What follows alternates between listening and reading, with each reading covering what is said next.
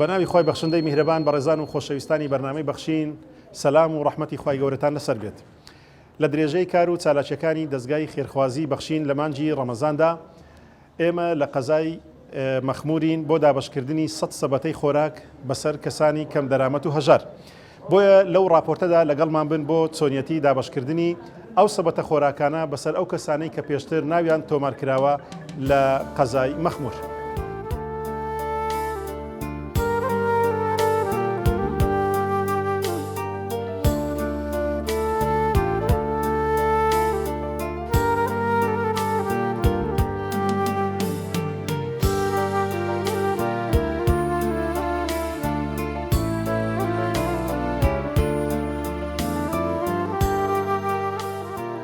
والله پێم باشە هەموو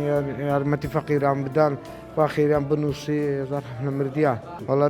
لە دەورومەندەکەن یارمەتی فەقیران بدەن هەژاران بدەن وڵا زۆرترمان دەوێت لۆمان بکەن لۆ خەرچی مەخموری یارمەتی فەقیران بدەن. دەستخۆشینە زۆر سپاستان دەکەین خوا خێرتان بنووسی خوا خێری هەموو ئەوانە بنووسی کە هاوکار و هاوخەمی بەرنامەی بەخشینن. بەڕاستی لە نێزیک و لە دوور ئێوە زۆر خەمخۆری ئەو شارەنە. بەڕاستی خەڵکی مەخموری سەرتاپای خەڵکی مەخموری دوعای خێر بۆ ئێوە دەکەن. ئێمەش لە ناخی دڵمانەوە دوعای خێرتان بۆ دەکەین خوای گەورە پایەدارتان بکە خوای گەورە سەرکەوت و سەرفرازتان بکە. هەموو ئەو ئەندامانەی لە بەرنامەی بەخشین کار دەکەن و هەموو ئەو کەسانەی کە هاوکار و هاوخەمی بەرنامەی بەخشینن هیوادارین ئەو کەسانەی هاوکاری بەرنامەی بەخشین دەکەن زیاتر و زیاتر مستڕ بن لەسەر ئەوەی هاوکاری بەرنامەی بەخشین بکەن چووکە بەڕاستی ئەجر و پاداشتی لەلایەن خوای گەورەیە. بەڕاستی خوای گەورە ئێوە لە بیر ناکە گەچی ئێمە لە بیر ناکەن.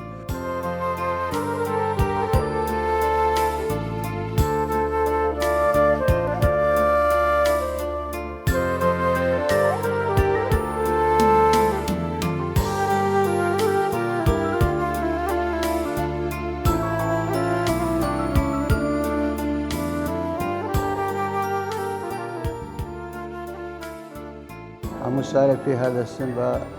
بەخشین بە قەزای مەخمور بەخشینشی گەلە باشە لە فەقیران مانگی ڕەمەزان. مانگی ڕەمەزانە تەبعان یەک بە سەتە خێر لە مانگەکانی تر زۆر باشترە. خوا خێرا بنووسی یانی بەخشین گەلە باشە ئەو کابراتە نیوەی ڕەمەزانە پێ ئیدار دەکە بەو بەخشینەی. خدا لیان ڕازی بخوا عافیان بکە هەتا ئینشاءڵڵا ئەو هەر دەبینێن. بێشەکی بە خێراتێکی گەرمی بەرنامەی بەخشین دەکەم کە بەڕاستی بەرنامەی بەخشین لە هەموو شار و شارستانی کوردستان جێی پەنجەی دیارە نەک ئیلا بە کارتۆن بەڵکو بەشتی گەورەتر و بە خانوو بە یعنی پێدابستی ماران چەندە تەلەڤیزۆنەکانەوە دیارە شاید کات دیارە خوا خێری هەمیان بنووسی. بەڕاستی دەستگای خێرخوازی کە ئەو هیناتە شارۆچکەی مەخموری ئەو فەقیر و فەقراتی بەسەر دەکاتەوە دەستیان خۆشبی ماوەی ینی فترەی باش پێ ئیدارە دەکەن لەبەر ئەوەی بەڕاستی کەرقش نەدار هەیە لە مەخموری باە ئەچی وها نایەتن باەکەی کەمە لەخۆن دەتوانێن ئەو مانجی ڕەمەزانێ پێ ئیدارە بکەن و وەخوا خێری ئینشاءڵڵا هەموو خێرخوازان بنووسی ئەوە یارمەتی بەرنامەی بەخشین دەدەن کە بە 250 ئایا بە ملیۆنە چیە یارمەخوا یارمەتی ئینشاءڵڵا هەمووان بداتن خێری هەمویان بنووسیتن و خێری دەستگای خێرخوازیش بەخشینش ببەخشی ئینشاءڵڵا. پێشەچی دەستخۆشیتان لێ دەکەین ئەو کارتۆنەتان هینایە لە بۆ خەرچی مەخموری هەمووی فەقیر و هەژارە بێ ڕاتبە بێ موچێ بێ هەموو شتەکە ئەنگووە خێرەی زۆر گەورەتان کردی ئەو کارتۆنەتان لە بۆ مەخموری هینە تەوزیعتان کردیا لە بۆ ئەو مارانە ئیشێکی زۆر باشتان کردیا دەستخۆشیتان لێ دەکەین مارتان ئەوەبی یا ڕەبی خوایە ئەوەی کە دەورەمەندە ئەوەی کە هەبوونە یعنی لە بۆ ئەو مانگەی ڕەمەزانی وچین گۆدری نەرم بی پارەی بداتەنگ و وەبی بەو کارتۆنانە بدەن ئەنگۆنیە ئەلێرانە بینم بدەنە خەرچی تەوزیعکەن. ئەوە لە دەورەمەندەکان دەکەم لە خەرچی مەخمور و خەرچی هەولێرش یعنی نییە زیجی بە خەرک بسووتێ ئەوەی کە هەبوونە یعنی نییە لە بۆ ئەو مانگەی ڕەمەزانێ پارەکەی بداتەنگ و ئەوجە چ لە بنگۆ بکڕی برێکا کە بڕۆ ئەنگۆ تەوزیعکەن لە دایرەکان.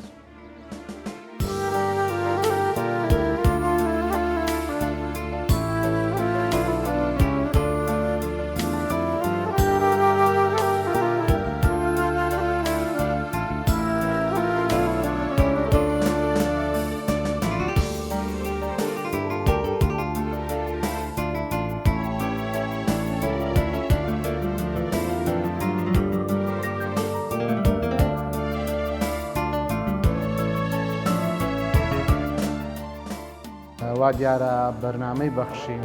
وەکو پیشەی ساڵانەی خۆی ئەم سار لە مانجی ڕەمەزان هەستا بە دابشکردنی 100 سەبەتە خۆراک لە شارۆچکەی مەخموور و ئەو کارتۆنانە بە بێ جیاوازی ڕنگ و دەنگەکان دابشمان کرد بەسەر چینی هەژار و لێقەومەوە والحەمدلە بەرنامەی بەخشین یاخود دەستگای بەخشین پرۆژەی زۆری هەبووە لەم شارە وەی مەداوە لە خوا پێداوان دەکەین ئەوەی لە توانایاندایە بیگەینەوە دەستگامە بە دەستەشی ئەمین دەیگەینەوە جێ و ماندیبوون و هەوڵ و تێکۆشانی بۆ دەین بۆ جوانترین شت پێشکەش بکەین وایدی بەرنامەی بەخشین خۆتان شارەزاندایان پرۆژەی هەیە خان و یەتیمان لەو شارە الحەمدلە بەشی یەتیمان هەیە هاوکاری باشمان گەیاندە یەتیمان ئیدی خوای گەورە مۆفەقمان بکە لەوەی بتوانین خزمەتی باشتر بکەین.